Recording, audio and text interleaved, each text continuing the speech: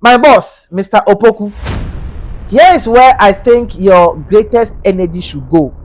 For me, we should not be chasing landlords. We should not be chasing hostel owners because we cannot catch them all. Rather, we should pressure the government.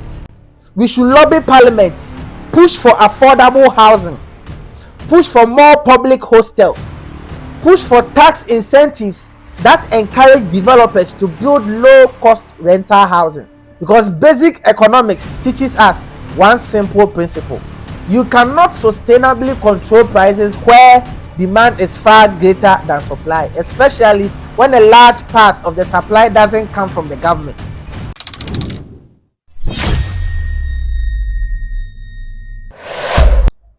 Ladies and gentlemen, for the very first time in a very long time, I have seen a public official who genuinely looks passionate about solving an everyday Ghanaian problem. That is Mr. Frederick Opoku, the acting rent controller. I would want to congratulate you and commend you for the good works that you are doing for Ghana. You have taken your office beyond sitting behind a desk like we know the usual people and how they do it. You've gone to the universities. I have seen videos of you visiting hostels and listening to students. I have seen you confront some hostel managers and all that. And you've reminded Ghanaians that there's actually a rent act in this country. That deserves commendation, in fact. You see, I saw some students in the videos circulating who confronted the rent controller. And I'm still trying to comprehend why someone like a student will resist, I would say, a savior, someone fighting for your interest, so that at the end of the day you pay a fair price for your hostel or for your rent. But yeah, that is my country for you. I will say that it go over you. But please, if the law says landlords are supposed to register tenancy agreements and then issue rent cards and comply with Rent Act, that's what the law requires, then the discussion should be about whether the law itself needs a reform. Say, I think the problem starts with the name of your institution, which is called rent control. Maybe that word control is where all the confusion begins. Because in Ghana, people naturally believe one simple principle. They believe that what they build is what they control. And so if you did not build it, you do not have any control on it. So you see, someone will say, if I spend 20 years buying cement, buying iron rods, taking loans, selling family lands, and doing all other things so that I can build one hostel or an apartment, when that happens, many Ghanaians believe government should not suddenly appear and tell them what price to charge. Ladies and gentlemen, the problem of control can only be possible in a monopolized society, which Ghana is not. Because Ghana has a usual pattern. This is the same Ghana when fuel prices go up, you realize that transport fares will go up. Market women will also increase food items. The moment the dollar goes up, we all can see everything becomes expensive. But when fuel comes down and when the dollar falls, how many prices come back or get reduced? None at all.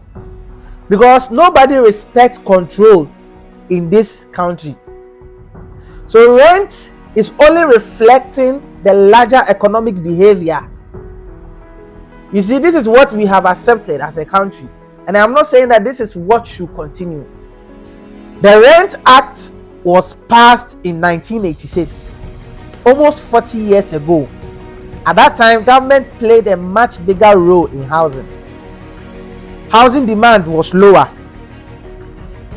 The population was smaller. The market looked completely different from today. You see, today Ghana has changed.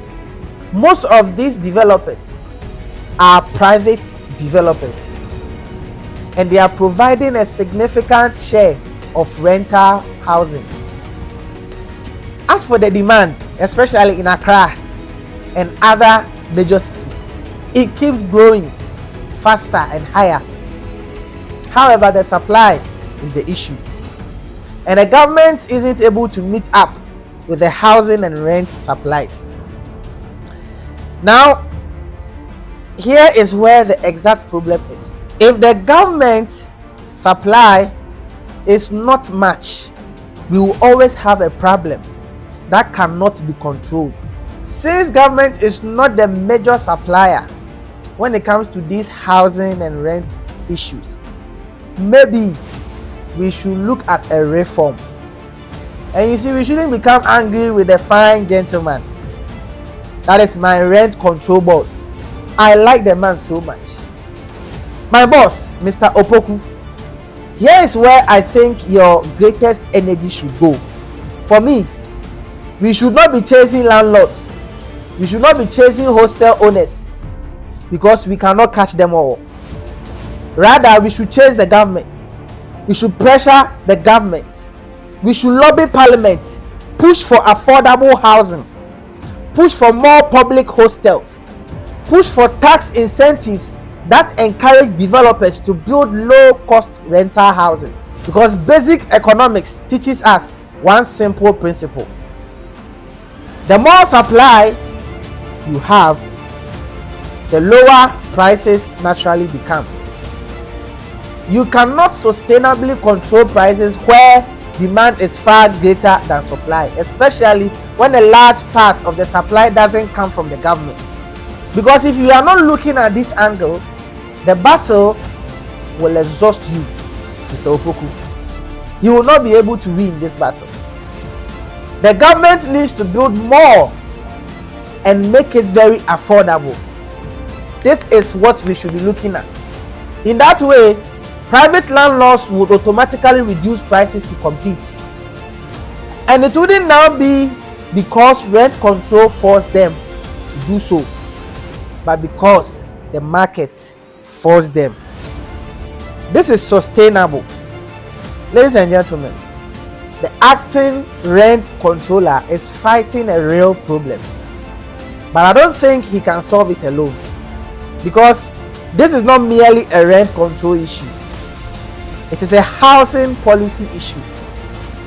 It is an urban planning issue as well. It is an economic issue. Whenever demand exceeds supply, prices will always rise.